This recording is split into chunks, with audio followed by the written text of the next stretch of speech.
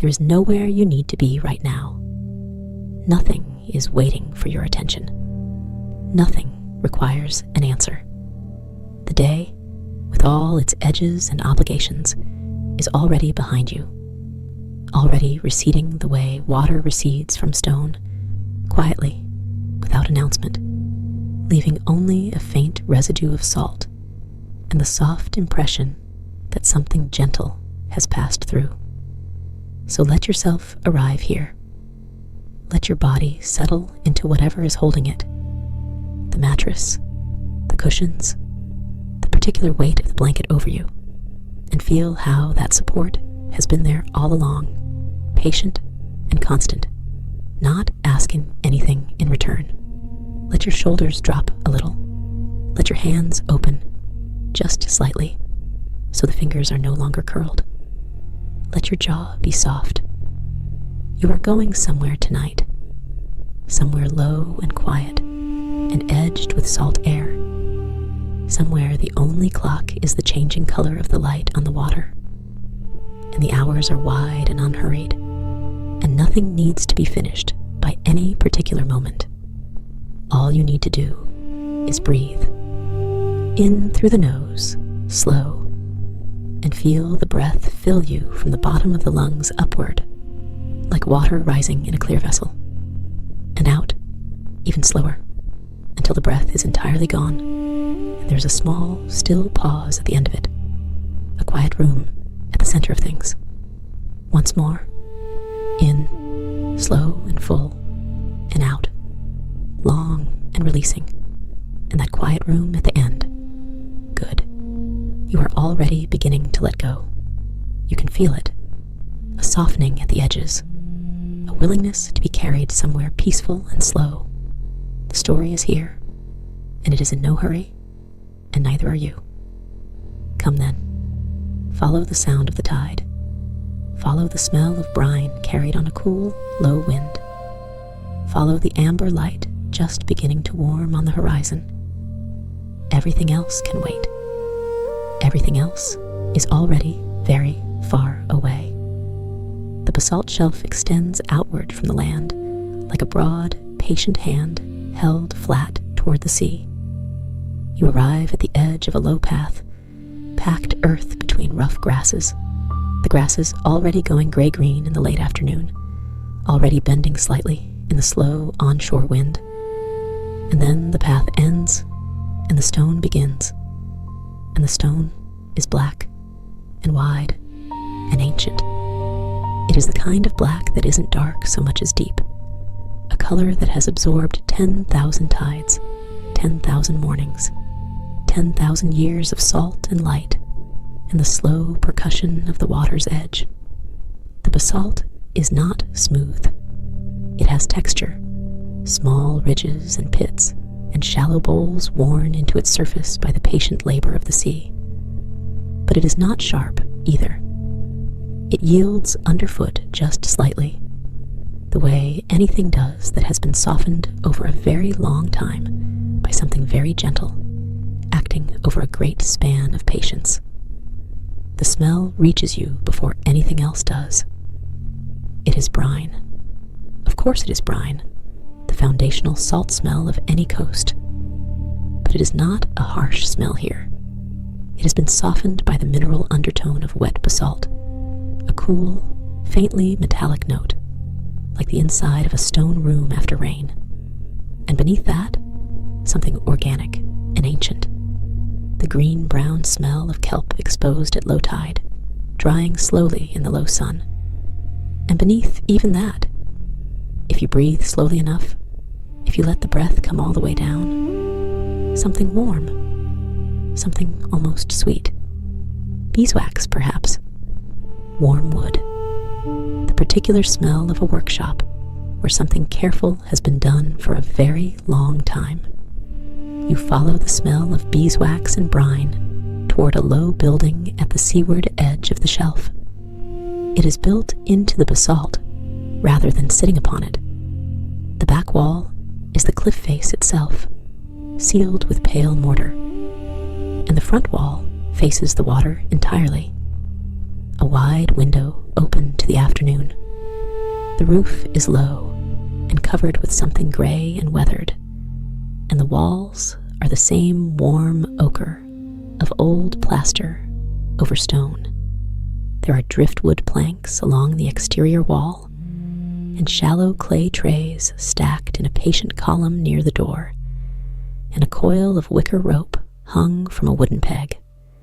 Everything about the building suggests long use. Not where, exactly, just a deep familiarity between the structure and the place it occupies. A settlement into rightness that takes decades to achieve. The window, the wide front window, is open. Through it, amber light is already beginning to warm the interior. The low western sun, still an hour or two from the water, but already leaning its weight toward evening, already burnishing everything it touches with that particular gold that belongs to late afternoon at the coast. That gold that makes ordinary surfaces look as though they are lit from within. You step through the doorway. It is low, and you duck slightly, and the air inside is immediately different, immediately warmer, carrying the beeswax smell more fully now, and beneath it, something else, something dry and mineral, like fine sand held in a warm hand. She is not inside. The workshop is quiet and still, the way a space is quiet when it has been recently occupied and recently left. A warmth in the air, a slight disarray that suggests activity just concluded. A shallow wicker tray resting on the wide sill of the open window, as though set down for a moment. The tray is lined with damp cloth and holds, in its center, a single piece of sea glass, a small, frosted ovoid of pale cobalt blue, sitting alone on the cloth, like a held thought. You set it down in your attention and look around the room. The walls are lined with shelves, floor to ceiling on two sides, and the shelves hold trays, dozens of them, shallow and wide, made of the same pale wood, each one filled with fine, dry sand, and in the sand, resting at various depths and angles and arrangements, are pieces of sea glass, hundreds of pieces, perhaps thousands. They range from the size of a fingernail to the size of a closed fist. They are every color the sea has swallowed and returned over time. The pale aqua that was once a bottle green, frosted to something softer, something between sky and water. The warm amber of old medicine glass, worn to a honey translucence. The deep cobalt of old apothecary bottles, so saturated that the light seems to pool inside the piece rather than pass through it. The soft white of milk glass, opaque as sea foam. The rare red, small and vivid, like a caught ember. The plentiful pale greens, ranging from nearly colorless to a deep, forest-shadowed teal. Each tray has a small wooden label at its edge, marked in pencil. Numbers, perhaps, or words too small to read from here. And each piece of glass appears to have been placed deliberately with a specific orientation, resting in the sand at a particular angle that suggests assessment rather than storage, as though the glass is not being kept so much as listened to. Near the window, on a wide, low work table, there's a driftwood box with several compartments, each lined with cloth of a different color: green cloth, blue cloth, amber cloth, white cloth. And beside the box, a soft bristled brush, a small clay pot of water, a folded length of linen, and a shallow ceramic dish holding nothing but a little dark residue, like the memory of something that had been steeped in it. The wind moves through the open window, and the smell of the sea enters with it, brine and wet basalt, and that faint green smell of the kelp beds. And somewhere, not far away, you can hear the water. the tide is low. You can hear it in the quality of the sound, not the full-throated conversation of a high tide, but something quieter, more withdrawn, more like a murmur than a voice.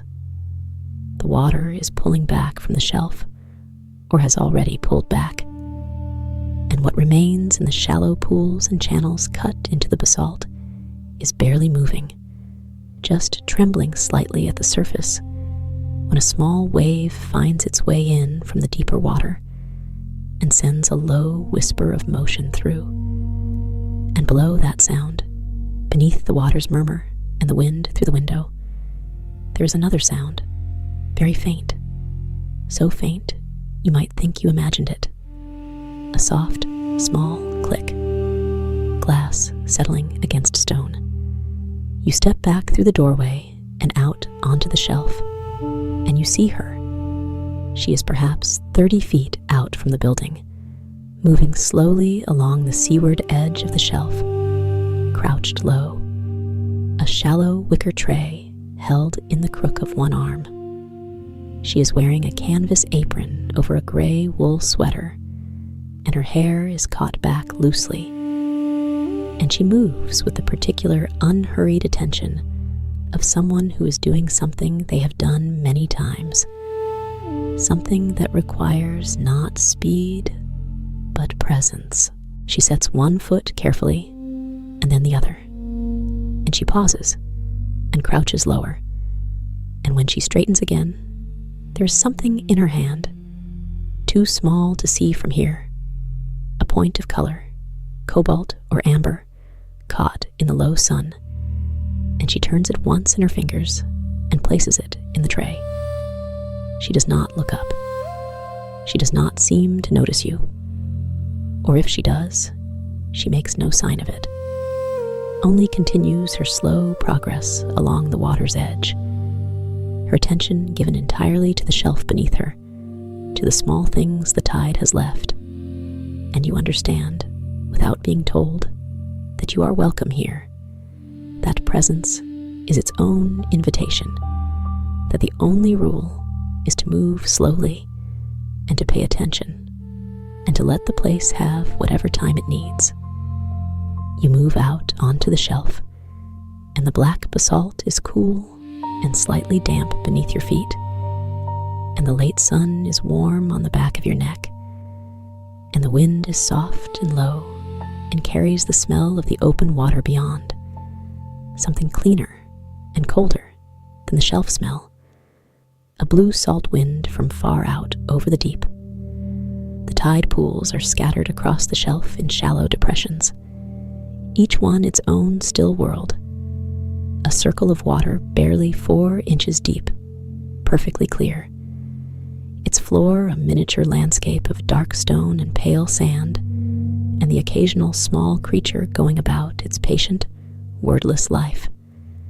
A hermit crab moving in its deliberate spiral, a cluster of anemones, their petals drawn in at low tide to small closed fists of deep burgundy, strands of bright green sea lettuce, transparent at the edges, drifting in the barely perceptible current. The glass is in the pools, and along the gutters between them, and wedged into the small crevices where the basalt has cracked and the sea has worn the edges smooth. It is everywhere, if you know how to look. Most of it is subtle. The frosted surfaces blend with the pale sand and the worn stone, and you have to let your eyes go soft, have to stop looking for what glass looks like on a shelf in a shop, and start looking for the particular quality of light that sea glass holds, that slightly warmer, slightly softer glow, as though the piece is remembering what it was before the sea took it and returned it as something else entirely.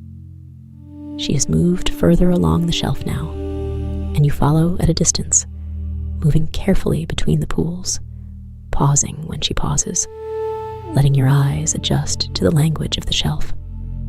Here, a piece of pale aqua, barely larger than a thumbnail, resting in the gutter between 2 pools, You crouch to look at it. Its surface is perfectly matte, like sea fog solidified, like the memory of a color rather than the color itself.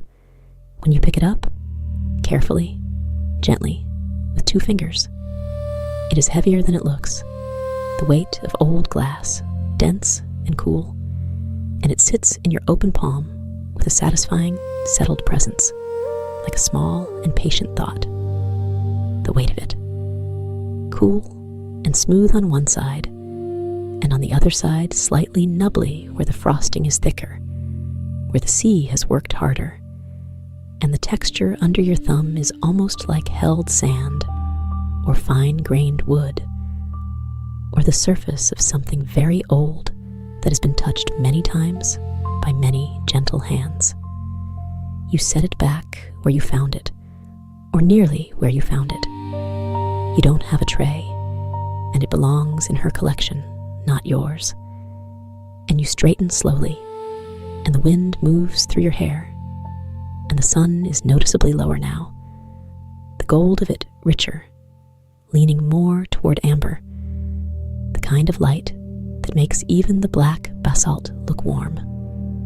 She has stopped at the far edge of the shelf, where the stone drops away into shallow water, and she is crouched with the tray balanced on one knee, her free hand dipping into a thin channel between 2 raised ridges of basalt. She is very still, very focused, and her hand moves with great care, with the slowness of someone reaching for something that does not need to be startled. When she withdraws her hand, the piece she holds is large, nearly the full width of her palm, and it is amber, the deep, warm amber of old glass, and even from a distance, you can see how the late sun passes through it, how the light that emerges on the other side of the fragment is transformed, warmed further, concentrated to something almost orange, the color of firelight seen through old curtains. She holds it up for a long moment, just looks at it, or looks through it, or looks at the light it makes. Then she lowers it gently into the tray, and the soft click of glass settling against the tray's wicker base carries clearly on the still air, just a small sound, barely a sound at all, but clean and precise in the quiet, like a single drop of water falling into a still pool. She stands. She turns, slowly, and begins making her way back along the shelf toward the workshop, and you fall into step behind her, not close, just following the same path, moving at the same pace, which is a pace that takes the time it takes and does not apologize for it. The sun is an hour from the water. The light is doing something extraordinary now, the way it does at this particular hour on a clear day at the coast. It is coming in low and sideways, lying flat along the surface of the shelf and the pools, so that every horizontal surface seems to have a glow rising from it, seems to be emitting a warmth it has stored all day. The basalt is no longer simply black. It is a dark mirror for the amber sky, holding the color in its wet surface, giving it back in a slightly cooler, slightly bluer form. The pools are lit from within, or seem to be. The shallow water over the dark stone glows in a way that makes it look as though light is being born there, in those small, still worlds, rather than borrowed from the sky. She carries the tray in both hands now, walking with that same careful, even pace, and the glass in the tray shifts almost imperceptibly with each step, a slight settling, a faint mutual adjustment, and every few steps a small, soft sound, glass against glass, barely audible, that fills the quiet, the way small sounds fill quiet places, by making the quiet deeper around them. You follow her inside. The workshop in the late afternoon light is a different place from the quiet, still room you entered before. The amber sun, coming through the open window at this angle, has transformed the wall of trays into something luminous. The shallow trays of glass catch the light and hold it, and the whole wall seems to breathe with color. The cobalt pieces glow deep blue-violet. The amber pieces have gone nearly orange, warm as coals. The pale aqua fragments are lit from within to a soft, incandescent green, the color of shallow seawater over white sand, the color of a wave seen from below, from the inside.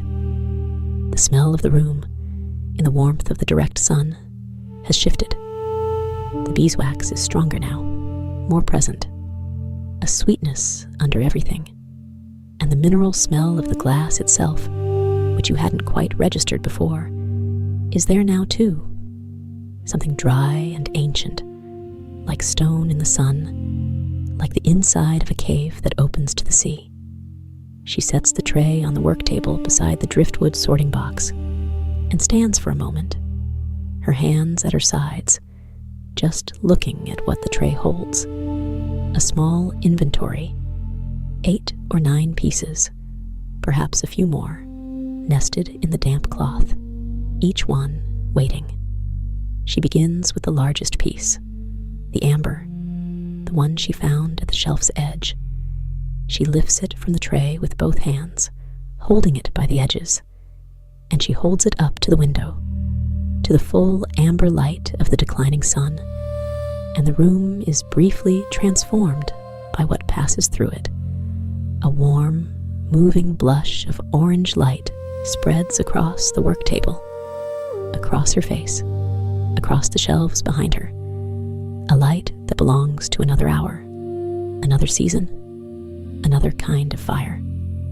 She turns the piece slowly, slowly. The light shifts as she turns it, and the color shifts with the light. Amber deepening to orange at one angle, then lightening to gold, then warming back toward honey. She is looking for something in it, or looking at something within it. A grain, perhaps, a line, a particular arrangement of the frosting on the surface that tells her something about where the piece has been, and how long it took to arrive, and what kind of tending it might need. And then she does something you haven't seen before. She brings the piece close to her lips and breathes onto it, a slow, warm breath, fogging the surface with the softest moisture. And in that brief moment, before the fog clears, the frosted surface becomes something else entirely. The grain of the glass appears, or seems to appear, subtle lines and whirls, and the ghost of something patterned, as though the fog has made the glass briefly legible, has allowed the material to reveal something it ordinarily keeps quiet. She looks at it for one long moment. Then the fog clears, and the surface is frosted again, opaque and patient, and she lowers the piece and places it in the amber cloth compartment of the sorting box with a sound that is barely a sound, a small, precise click of glass settling into cloth into wood, and she reaches for the next piece. This one is a pale sea green, slightly smaller, a rounded triangle of frosted glass with one edge slightly thicker than the others. She holds it up to the window, and through it, the amber light becomes something cooler, something that belongs to an earlier hour. The green tempers the gold, and what comes through the glass is the color of sunlit water, of afternoon sea, of the particular quality of light that gathers in shallow coastal places on clear days. She breathes on this one too, and looks at it in the moment of fog, and sets it in the green cloth compartment. The process is patient and exact, and deeply, deeply unhurried. There is no clock on the wall. There's no sound in the room, except the occasional soft click of glass placed in the sorting box, and the low murmur of the tide outside, and the wind moving through the window, and the very faint, very occasional sound of glass shifting in the sand-filled trays on the shelves, when some subtle change in the air causes a piece to settle just slightly deeper. That sound, the soft click of sea glass settling into dry sand, is almost not a sound.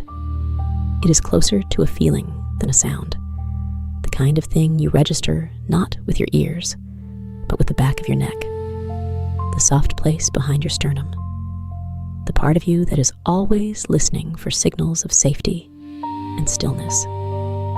She works through the pieces in the tray, one by one. Some she holds for a long time, turning them slowly, breathing on them, looking into the temporary fog for information only she knows how to read. Others she assesses quickly, a single long look, a single breath, a placement that is immediate and certain. The amber pieces, of which there are 3, all go in the amber cloth compartment. 2 more pale greens join the first. A small piece of white, opaque as seafoam, smooth as water-worn bone, goes in the white cloth section, and then a cobalt piece, a deep and saturated blue, the last in the tray, which she holds for the longest time of all. The cobalt piece is barely larger than a coin. It is almost circular, slightly thicker on one side, with a surface so finely frosted it looks almost soft, almost textile, like a scrap of blue velvet cut into an oval. When she holds it to the light, the color it throws into the room is extraordinary. A cool, deep blue violet, the color of dusk over open water, the color of the sky at the exact moment between daylight and darkness. She holds it for a long time. She breathes on it twice and looks carefully both times, and then she sets it not in the blue cloth compartment, but on the edge of the sorting box, slightly separate from the rest, as though it needs a moment to itself, as though she wants to return to it. And she does return to it after she has finished with the other pieces. She picks it up again and holds it in her open palm. Just holds it, the way you hold something that has a weight worth feeling, and looks at it in the late, amber, angled light without holding it up, just looking at it in her hand, in the shadow of her own body. The cool weight of a smooth fragment in an open palm. You know what that feels like. You can feel it now, almost. Some phantom weight in your own open hand, some memory or imagination of glass, of smoothness, of that particular density that old glass has, that settled, substantial presence that belongs to things that have been made with care and then remade with patience. She closes her hand around the cobalt piece, just briefly, and then places it on the edge of the sorting box and goes to the shelves. She takes down one of the shallow, sand-filled trays. This one is nearly empty, only a few pieces already resting in it. 3 small, pale greens arranged near one edge. And she carries it to the work table and sets it beside the sorting box. She opens the sand with 2 fingers, smoothing a small depression near the center of the tray. And then she lifts the first of the sorted pieces, one of the amber ones, and nestles it into the depression, leaning it at a slight angle, so the flat face catches whatever light comes through the window. Then she moves to place the next piece, creating a small landscape in the sand. The amber pieces on one side, the greens arranged with the same deliberate care, the white piece set apart slightly, and at the end, the cobalt piece, placed last, placed where the light from the window will reach it when when the sun has moved another degree toward the water. She smooths the sand around the edge of each piece with one finger, gently, the way you might tuck something in. The salt residue from the tide pool glass has dried on her fingertips, and you can see it, a faint white crust along the whorls of her fingerprints, the mineral signature of the sea left on the skin. She brushes her fingers together lightly, but it doesn't entirely go away, and she doesn't particularly try to make it. It belongs there. It is part of the work. She carries the tray back to the shelf and slides it into an empty space between two others, and stands for a moment looking at the shelves, at all the trays, all the sand, all the glass in the sand, all the hundreds and hundreds of pieces resting in their patient arrangements, the whole long history of the shelf's offerings, organized and tended and present in this warm, beeswax-smelling room. The sun is closer to the water now. The quality of the light through the window has shifted again. It is richer, more orange than gold, the way the late sun becomes when it is approaching the horizon, and its light has more of the atmosphere to travel through. The trays on the shelves are lit from the left now, the shadows on the right side of each glass, piece long and precise, each piece casting its small shadow in the sand. The room smells of brine and warm beeswax, and the faint mineral dry smell of the sand in the trays, and the wind through the window is cooler than it was, carrying the first hint of the evening, the first suggestion that the temperature over the water is dropping, that the night is preparing itself somewhere out beyond the shelf. She stands at the window for a long moment, her hands resting on the sill, looking out at the water. The tide is still low, and the shelf extends a long way into the evening light, its wet surface reflecting the orange sky in fragments. Here, a pool, still and clear. There, a channel catching the light along one edge. Here, the smooth, wet face of a raised basalt ridge, holding the sky in its dark mirror. Far out, at the edge of the shelf, where the stone gives way to deeper water, small, slow waves are arriving, each one barely breaking, each one spreading a thin sheet of white foam over the rock, and then pulling back with that particular sound, the low hiss of retreating water dragging fine grit over stone, a sound that is almost like breathing, or is perhaps the original from which the idea of breathing was borrowed. She watches the water for a long time. You stand a little behind her and watch it too. The furthest visible piece of the shelf, a low, dark prominence at the water's edge, is just beginning to submerge again, barely visible now beneath the thin skin of incoming water.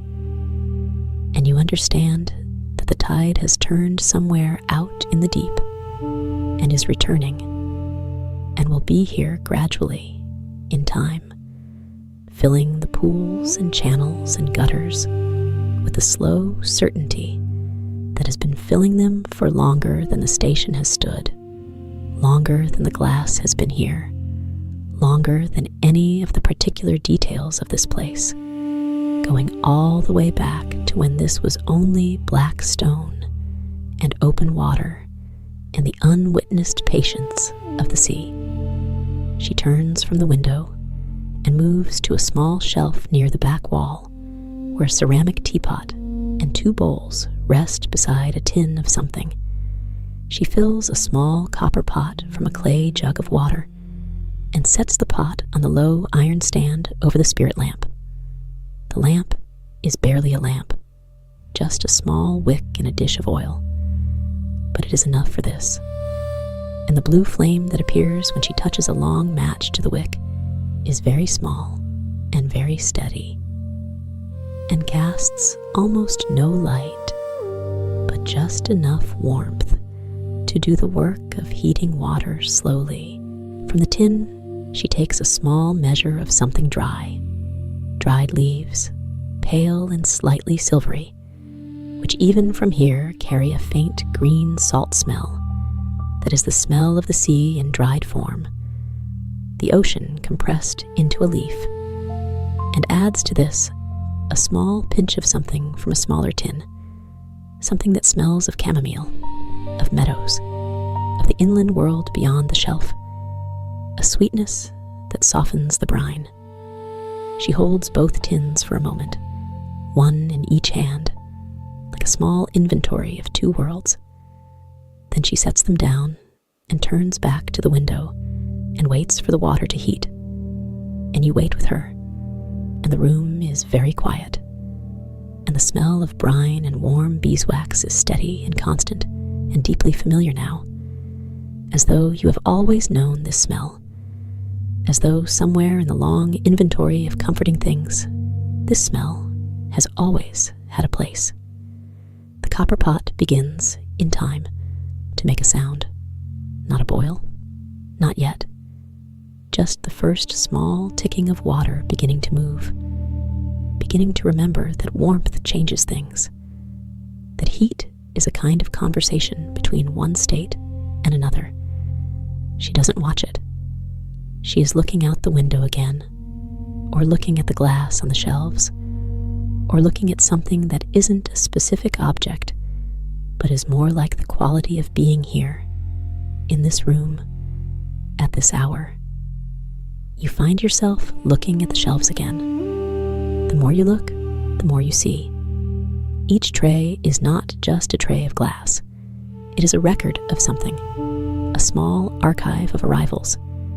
The pieces in any given tray are not identical, but they share something, some quality of material or color or weight that suggested to her that they belonged together, that they had something in common worth preserving. Here is a tray of very small pieces, none larger than a fingernail, all of them pale green and nearly colorless, arranged in a loose constellation across the sand, like fallen stars. Here is a tray of larger pieces, all amber, some the size of a small stone, each one resting at a different angle, throwing a different shadow. Each shadow slightly different from the others, because the glass that makes it has a slightly different thickness, or surface, or internal arrangement of its material. Here, on a shelf slightly lower than the others, in a tray with a small strip of darker wood along one edge, is a single piece of red glass. Just one. It is the size of a large grape, roughly oval, its surface frosted in a way that makes the red look deeper than it probably is. The frosting concentrating the color inward, making it opaque at the surface, but lit with an interior warmth that is deeply, oddly compelling, as though something is happening inside the glass that the glass itself is barely containing. It rests in the sand alone, centered, given more room than it needs, as though it has been given space to breathe. You look at it for a long time. The water is heating. The spirit lamp's small flame is steady. The smell of the room has shifted slightly, the kelp and chamomile beginning to release something into the air, even before the water is hot enough to brew them. Just the warm proximity of a flame beginning to coax the volatile oils from the dried leaves, adding a new layer to the workshop's long, patient smell. She fills the teapot, lifting the copper pot carefully with a folded cloth around the handle, and the sound of hot water entering the ceramic is a low, resonant pour, a sound that carries warmth in it the way certain sounds do, sounds that are so associated with comfort and stillness that the body responds to them before the mind has registered what they are. The lid goes on the teapot with a small, precise click. She carries the teapot and one of the ceramic bowls to the wide shelf of the window and sets them there, and pulls a low stool close and sits. She sits looking out at the water while the tea steeps. The sun is very close to the horizon now. The shelf outside is all amber and shadow, the low, raking light filling every slight depression with darkness, every slight rise with gold, so that the black basalt has become something almost painterly, almost impossible, a surface that is simultaneously the most simple thing in the world, just old stone, and the most complex, every slight variation in its surface made visible by light that has no choice but to show everything. The tide pools are filling very slowly. You can see the nearest one from where you are, a wide, shallow depression, perhaps 10 feet from the window, and it is perhaps a centimeter deeper than it was an hour ago. The dark water at its edge slightly higher against the basalt walls, the small creatures in it adjusting to the change with the calm adaptability of things that have made this adjustment many thousands of times. The hermit crab is moving again, a slow diagonal across the pool floor, its stolen shell carrying it, as shells have always carried such creatures, patiently, without complaint. She pours the tea into the wide ceramic bowl from a gentle height. The color of it, even in this amber light, is noticeably green, a muted, silvery green that is somewhere between the color of old sea glass and the color of first lichen on stone. The steam rises from the bowl in a slow curl that immediately joins the cooler air and disappears, leaving only the smell, the salt green smell of dried kelp, transformed by heat into something warmer, something almost savory, with the chamomile beneath it, like a held note, a quiet sweetness that rounds the edge of the brine. She holds the bowl in both hands, the warmth of the ceramic between both palms.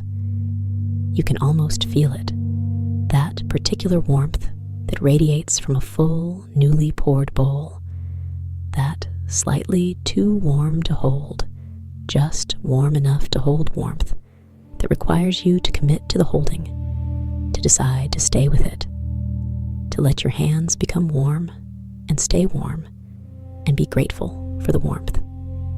She doesn't drink immediately. She holds the bowl and looks out at the water and lets the steam rise against her face. The first drink, when it comes, is very slow. She tilts the bowl just slightly, and a small amount of the tea touches her lips, and she lowers the bowl again, and she breathes. The sun touches the horizon. Not dramatically, not with the theatrical brilliance of a sunset worth photographing, just quietly, the way things end that have been going on for a long time, a gradual arrival at the edge, and then a beginning of descent. The sun's lower arc touching the waterline, and the whole quality of the light changing immediately, perceptibly. The amber becoming something slightly more purple, the shadows deepening, the colors on the basalt shelf outside shifting from gold to something cooler and more gray. The wall of trays is still glowing, but differently now. The cobalt pieces have taken on a darker, richer blue, almost the color of the sky in another hour, and the amber pieces have dimmed slightly, gone from orange to a quieter, browned honey. The greens have deepened. The reds, the single red, has gone very dark, a garnet color, the interior light that seemed to live in it now drawn in close, concentrated, a small ember at the center. She holds her bowl and watches the sun continue its descent, unhurried, inevitable, taking the time that it takes, which is always the same amount of time, and always feels like both forever and a moment, depending on how you are attending. The low, distant moan of wind through a gap in the basalt shelf reaches you. Then, it has been there all along, you realize, beneath the other sounds, a low, sustained note that is not quite a note, because it is too slow and too variable to be called music, but is not music either.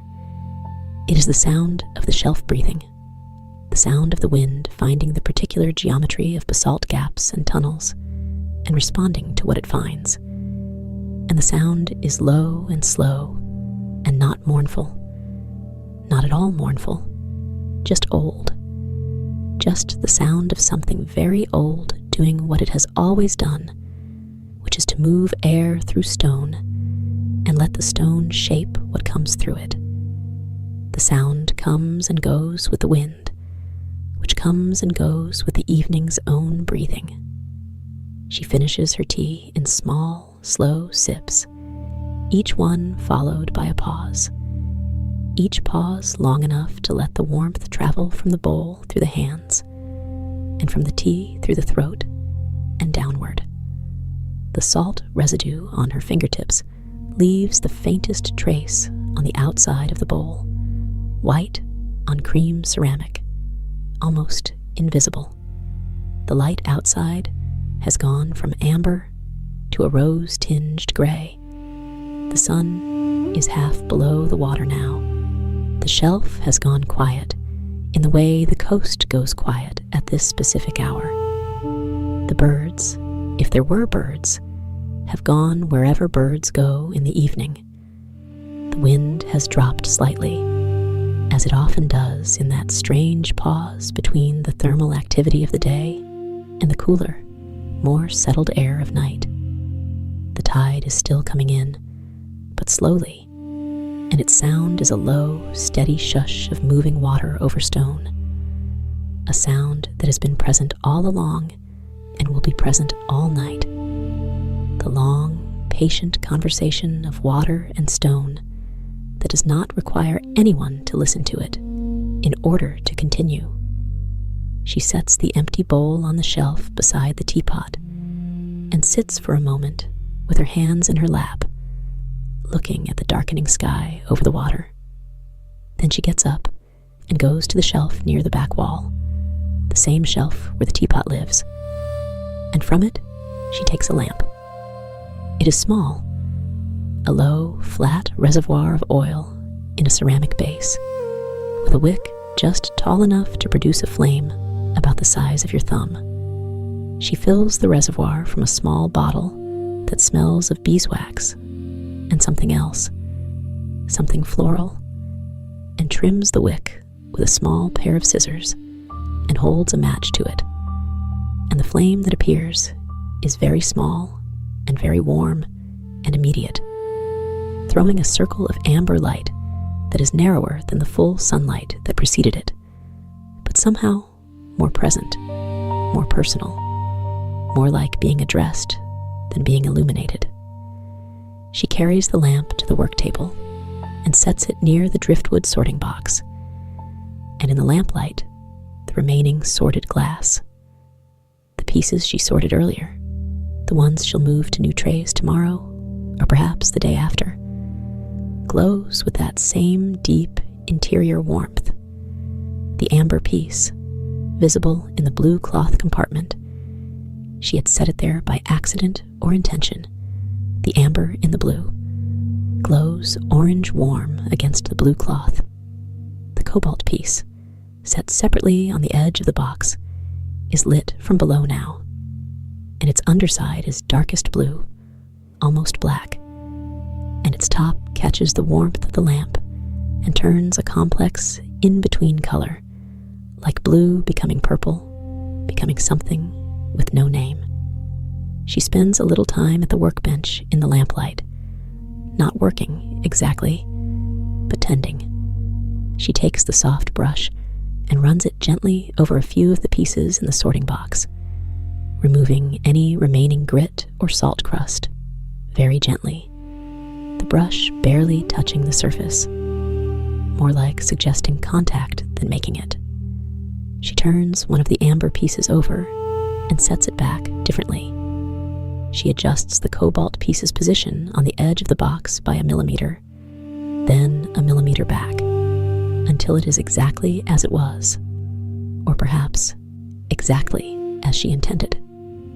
The smell of the oil lamp has joined the beeswax smell, or perhaps they're the same smell, or perhaps the beeswax smell was always the lamp smell, the smell of this particular oil, of this particular lamp that has burned at this window for a long time and left its warmth in the air of the room, the way long occupations leave their signatures in a space, not written down anywhere, but present to anyone who enters with a quiet enough attention.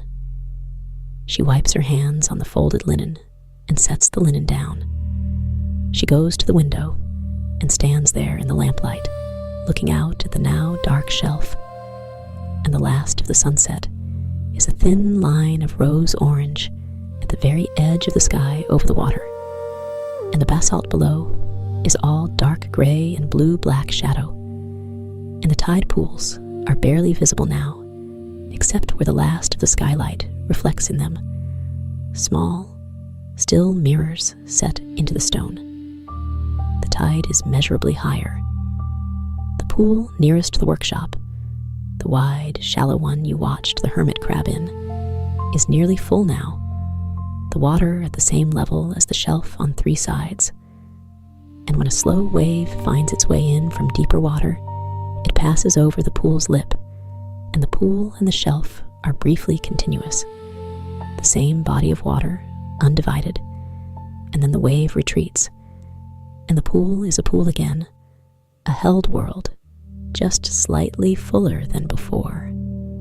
The sound of each returning wave is barely a sound, a low, soft exhalation of water over stone, the hiss of the retreating wash dragging fine sand and grit back with it, that low, dry, mineral whisper that is the tide's own breath, the tide's own quiet voice saying nothing in particular, saying only that it is here, that it returns, that it will always return, that the returning is as certain as anything that exists in the world of water and stone and time.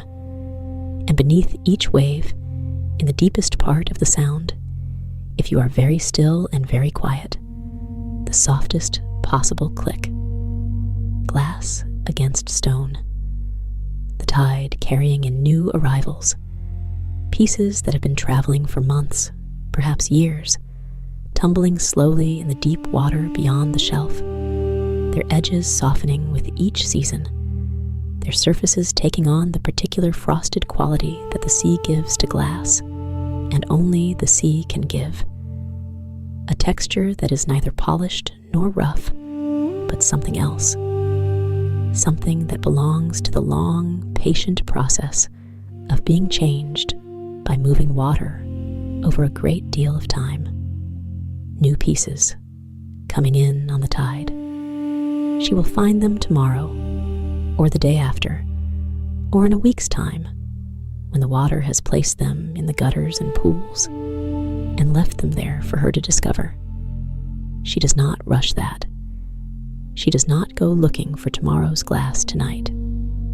Tonight's glass is on the trays behind her, resting in the fine, dry sand at its deliberate angle, and the oil lamp is burning warmly on the workbench, and the sorting box holds its sorted pieces in their cloth-lined compartments, and the room is full of amber light and the smell of brine and warm beeswax, and the faint, lingering sweetness of chamomile and dried kelp. She takes a canvas jacket from a hook near the door and pulls it on over the wool sweater. She buttons it slowly, one button at a time, not in a hurry. She wraps a length of soft wool, not a scarf so much as a long piece of pale gray fabric, loose woven, salt-smelling, around her neck and over her shoulders, she puts on soft-soled shoes that have been at the door since she came inside, and she bends to settle the heel of each one with a brief, practiced press of her palm. She goes to the lamp and adjusts the wick slightly downward, so the flame is smaller, barely a flame, just enough to keep the oil warm and the light present, a low amber point in the dark room that will be visible from outside, from the shelf, from the water, a warm point in the dark to come back to. She does not blow it out. She steps through the doorway and out onto the shelf, and the night air meets her at once, cool and salt-sharp and moving, the wind slightly stronger now in the dark, a low, slow push of air off the open water, and she pulls the fabric closer around her shoulders and walks to the edge of the shelf, to the point where the basalt drops away into shallow water that is, even in the near dark, visible as a slightly lighter darkness, a soft gray motion against the black stone. She stands at the edge and looks out at the water. The horizon line is still visible. The last of the rose light has gone, but the sky above the horizon retains a slight luminance, a blue-gray brightness that separates sky from water along a long, low, absolutely straight line. Against that line, very far out, you can see the dark forms of low waves moving toward the coast, moving slowly, moving as the tide moves, with a patience that is not patience so much as the simple absence of hurry, the simple factual reality that the water is doing what the water does and has always done, and does not have a relationship with time the way that other things do. Above the horizon, the first stars, just 2 or 3 at first, the brightest ones, the ones that can make themselves known while the sky still holds some of its daytime blue. And they appear not suddenly, but gradually, each one becoming visible at its own pace, as though they are arriving from somewhere and settling into place, as though the sky at night is a tray filled with sand, and the stars are the glass placed carefully in their positions by someone who does all this slowly and with great attention, and takes the time to make sure each piece is oriented correctly before moving to the next. She stands at the edge of the shelf and watches the stars appear. The tide continues to come in, patient and certain, each small wave adding its fraction to the rising water, each wave making that sound, the soft exhalation, the low hiss, and somewhere in it, the quietest click of glass shifting against stone. And behind her, through the open doorway of the workshop, the lamp's small flame holds its position, amber and steady. The collection is safe on its trays, all the glass resting in all the sand, in all the trays, in all the lamplight, all the sorted, assessed, breathed on pieces, curing slowly in their particular orientations, taking in whatever the dark and the stillness and the salt air and the warmth of the lamp gives them. All the pieces she has carried in from the shelf over long seasons, one by one, given the attention they deserve, and placed in a space of tending, all of it safe and quiet and patient. You are still and quiet too. You have been standing on the shelf in the cool night air, watching the stars appear over the water, and the sound of the tide is very present now. The low, rhythmic hiss and retreat of each small wave, a sound so constant and so gentle, it has ceased to be something you notice and becomes simply the background of everything. The sound the air makes when it is full of salt and water and the patience of the sea. Your breathing has slowed. You may not have noticed, but it has. Gradually, the way things change here, the way the tide rises and the stars appear, without announcement or intention, simply as the outcome of conditions that have been quietly assembling themselves. Your breathing is slow and even now, and each breath brings the salt air in and releases it, and the brief pause at the end of each breath, that small, still room, is a little longer than it was. The wind over the shelf is soft. It moves through the gap in the basalt somewhere to your left, that low, sustained moan, slow and old and not at all mournful, and then it is gone, and the night is very still, and then it comes back, finding the gap again, that long, familiar breath of stone and open air. You feel the weight of the evening, not a heavy weight, nothing like a burden, the weight of something full, something complete, something that has been given its time and used it fully and can now set itself down, the weight of a day that has held all the things a day can hold, light on water, and the smell of brine, and the cool, smooth pressure of glass in an open palm, and is now gently releasing them, the way the tide releases the glass it carries, setting it down on the shelf and pulling back. There's a tray somewhere for everything you've been carrying, a tray of fine, dry sand, warm and patient, ready to receive whatever you need to set down tonight. The worries can rest there, the unfinished thoughts, the almost remembered things, the small accumulated weights of a day.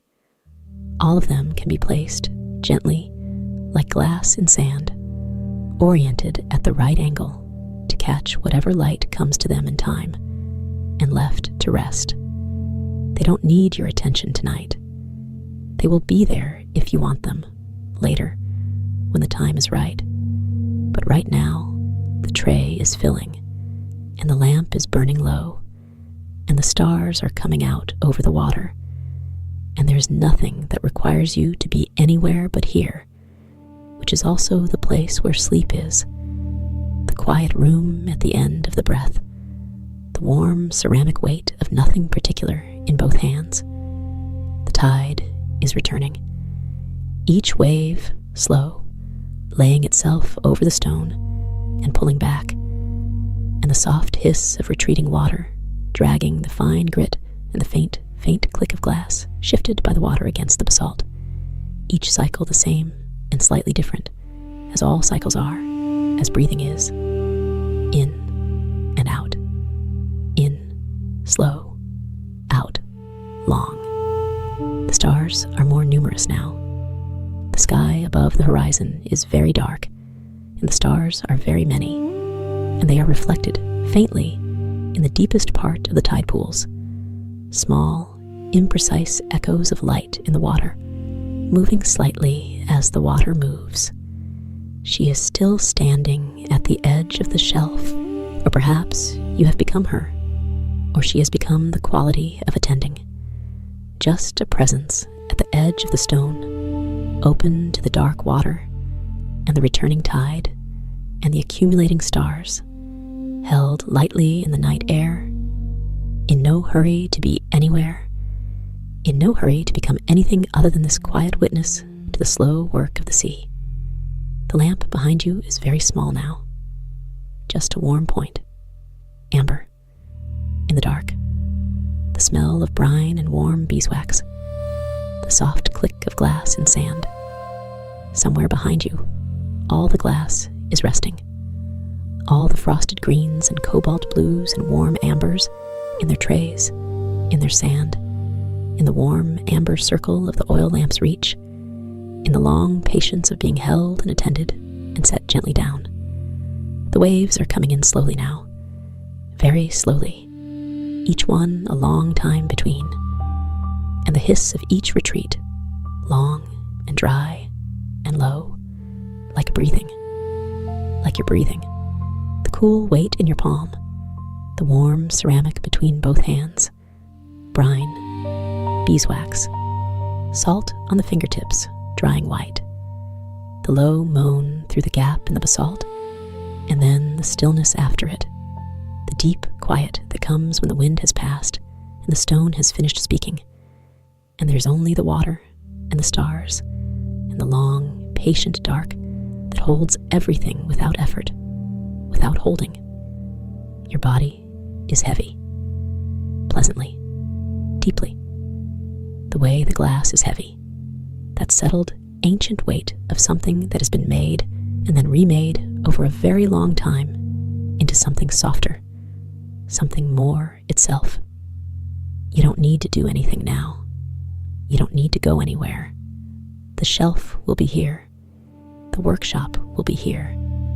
The trays and the sand and the glass in the sand and the lamp burning low and the tide returning and the stars very still and very many over the open water. All of it will be here. The soft click of sea glass settling into dry sand, the smell of brine and warm beeswax, amber light, very far away now, and soft, just a point of warmth. The tide coming in, slowly, slowly, the hiss of retreating water, breathing, very slow, very low, the stars, the dark water, the stone, and the glass resting now, settled in the sand, held, tended, still, still.